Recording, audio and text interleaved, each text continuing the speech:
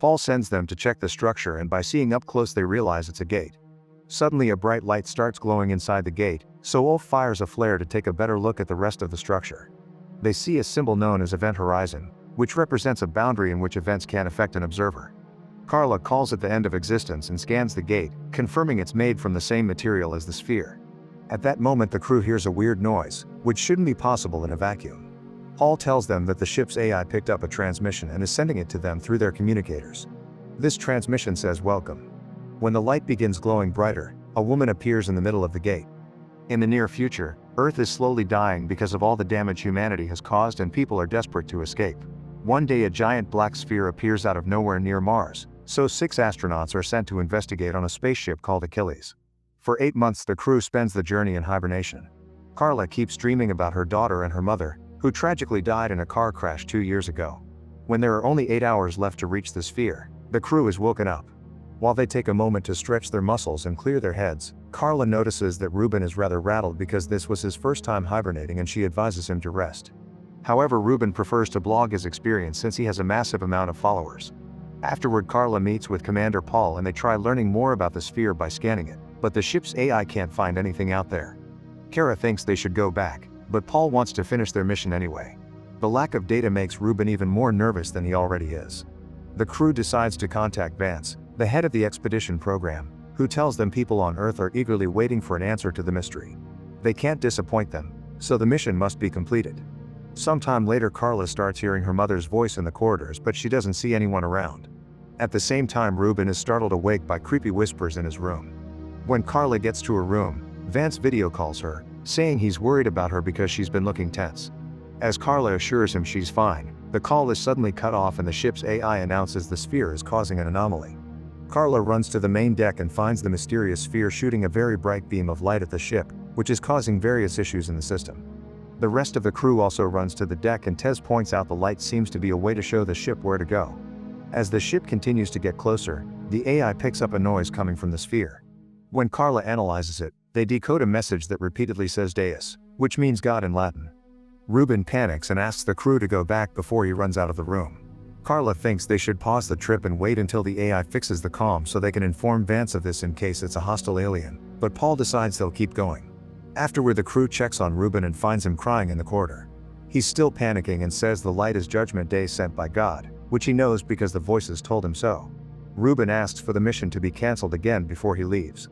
Then the crew discusses their theories and Ulf thinks it's their duty to find out what the sphere is. If it turns out to be an alien trolling them, they can just blow it up. Paul is following this on the cameras and calls Ulf to the deck to tell him not to mention blowing up things ever again. When the ship is about to reach the sphere, both Carla and Ruben start hearing the voices again. Ulf takes Carla to her room and she explains she's been having headaches since the car crash, but she doesn't mention the voices. Their talk is interrupted by Tez, who informs them Ruben is missing. Ignoring Ulf's concerns about his health, Carla joins the search. The team splits and Tez gets to check the cargo bay. Hidden behind some containers, Ruben is surrounded by lights as he does a ritual to please the voices in his head. His skin is getting carved with a bunch of religious symbols. When Tez finally finds him, she screams in horror, so Carla and Ulf run to find her. Unfortunately, by the time Carla gets there it's too late. Tez is dead on the floor with her guts out. Ruben notices Carla spying on him, so he takes her hostage, threatening to kill her too when Ulf arrives. Sounding desperate, Ruben says they're beyond redemption and if they land on the sphere they'll be part of God's slaughter. He also claims that Paul is obviously hiding something, so they should take the ship from him. At that moment Paul appears behind Ruben and shoots him without hesitation, instantly killing him. Then he tells Ulf to get 2 body bags, not showing any emotion regarding the loss of 2 crew members. After grabbing Ruben's knife, Carla follows Paul into the elevator and asks him if he really knows something. Paul denies it and gets angry as he senses she wants to quit the mission, but he reminds her that orders are orders. When they arrive at her room, Carla snaps and calls Paul out for behaving so coldly about their fellow team members' deaths, but Paul just walks away. Instead of body bags, Ulf decides to put the bodies in their corresponding hibernation chambers. With only 3 hours left before reaching the sphere, the crew separates the main Achilles frame and stays in a smaller ship to navigate through the sphere more easily. Carla notices some kind of structure on the sphere but can't understand what it is. When the ship finally lands on the sphere, the comms begin working again and the crew gets a call from Vance. He informs them that 10,000 unidentified structures like the one Carla saw have appeared on Earth, but they don't seem to be invading. Vance is convinced the sphere is behind this and wants the crew to solve the mystery as soon as possible. Paul orders Ulf and Carla to go out to investigate, but Sean points out they'll need a scientist and volunteers to go as well. The trio suits up and leaves the ship while Paul watches them on the cameras. The sphere is completely dark so they can't see in the distance, and Carla's scanner can't pick up anything. When she touches the ground, she says it isn't an element known on Earth. Paul sends them to check the structure, and by seeing up close they realize it's a gate. Suddenly a bright light starts glowing inside the gate, so Ulf fires a flare to take a better look at the rest of the structure. They see a symbol known as Event Horizon, which represents a boundary in which events can affect an observer. Carla calls it the end of existence and scans the gate, confirming it's made from the same material as the sphere. At that moment the crew hears a weird noise, which shouldn't be possible in a vacuum. Paul tells them that the ship's AI picked up a transmission and is sending it to them through their communicators. This transmission says welcome. When the light begins glowing brighter, a woman appears in the middle of the gate. The woman is sending out messages with her mind and the AI translates them for the crew, revealing that this being claims to speak for the creator of all existence. This creator has come as a warning and to help by giving humanity a choice. Those who enter the gate will find eternal peace, and Carla was the chosen one to show them the way. Inside the gate they'll find the end of all suffering and pain, but those who choose not to enter will die when the sphere reaches Earth to destroy it. Suddenly the woman turns into Carla's mother and tells her that someone is waiting for her inside the gate. A shocked Carla walks into the light and has a flashback about the car crash before finding herself near a golden city with the accident wound still fresh on her head. Her daughter is there and Carla runs toward her, but before they can reunite Carla wakes up on a table in the ship.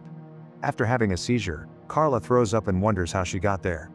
Ulf explains she could barely stand when she came out of the gate, so he brought her back to the ship. Unfortunately Sean didn't make it. Their conversation is interrupted by a call from Vance, who wants to know all the details. Carla tells him about the Golden City and compares it to Jerusalem, causing Ulf to call it heaven. She doesn't mention her family even when Vance keeps asking questions, not believing her when she says she saw nothing else. Once the call is over, an irritated Paul leaves the room and Carla asks about Sean's death. Ulf explains his suit ruptured and Carla doesn't believe since their suits are made of a material that doesn't break.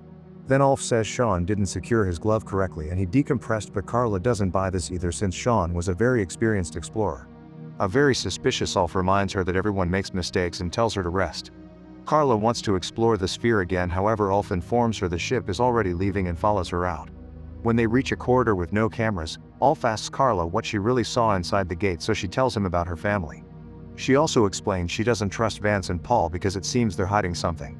Moments later Ulf returns to the deck and Paul asks him what happened when he and Carla were out of the camera's reach, but Ulf tells him Carla said nothing new. Paul gets suspicious and reminds Ulf to respect his orders.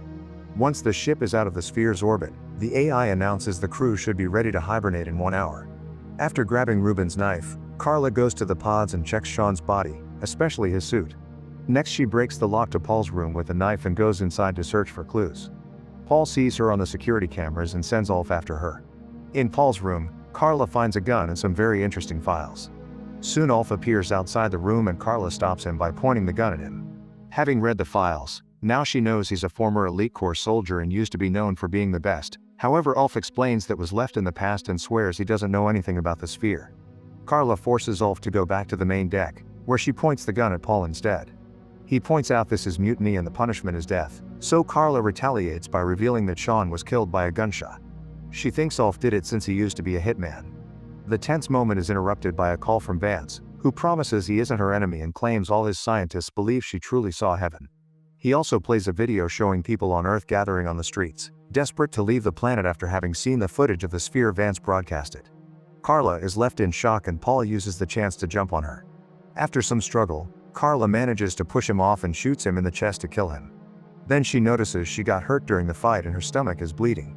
After Vance hangs up, Carla points the gun at Ulf, who admits he did kill Sean.